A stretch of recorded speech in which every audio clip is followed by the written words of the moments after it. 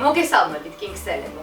გილოცავთ კინგსის 2014 წლის ქართულიანის ოლიმპიადის მეორე ტურში გადასვლას და გთავაზობთ მეორე ტურის ტესტების მიმოხილვას.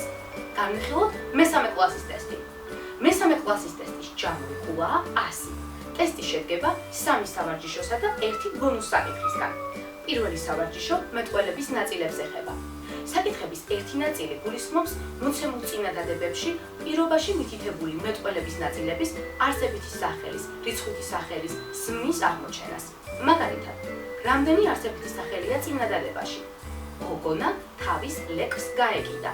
A1, B2, G3.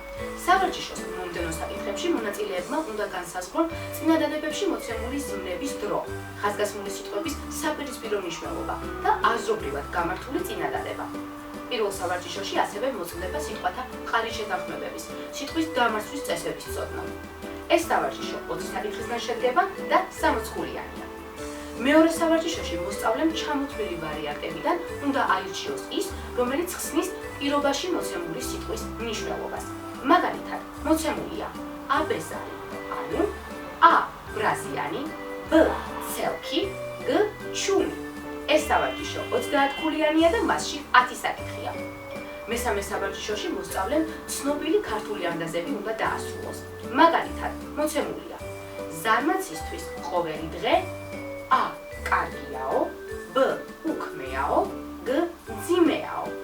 მესამე სავარჯიშოში 5 საკითხია და ქულათა მაქსიმალური რაოდენობაა 10.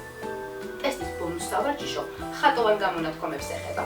სავარჯიშო 5 საკითხისგან შედგება და 15 ხულიანია. კინგსი ისურვებთ წარმატებას.